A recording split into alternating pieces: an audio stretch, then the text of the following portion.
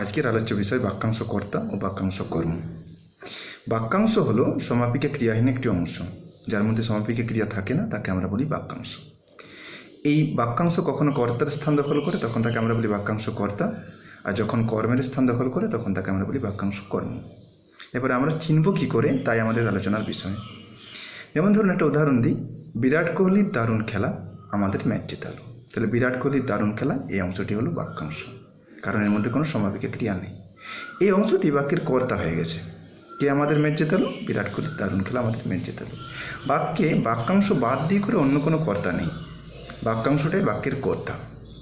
আমরা যদি এইভাবে বলি বিরাট কোহলির দারুণ খেলা আমি উপভোগ করলাম, তাহলে বাক্যে কিন্তু বাক্যাংশকে বাদ দিয়ে একটা কর্তা আছে, সেটা হচ্ছে আমি কি উপভোগ করলাম? আমি উপভোগ করলাম বিরাট কোহলির দারুণ খেলা, তখন তাকে আমরা বলছি বাক্যাংশ কর্ম। তাহলে আমরা দেখতে পাচ্ছি বাক্যের মধ্যে বাক্যাংশকে বাদ দিয়ে যদি অন্য কোনো কর্তা থাকে তাহলে বাক্যাংশটা কর্ম, এবং যদি বাক্যাংশ বাদ দিয়ে অন্য কোনো কর্তা না থাকে তাহলে বাক্যাংশটা পুরো বাক্যের কর্তা হয়ে যাচ্ছে। ধন্যবাদ।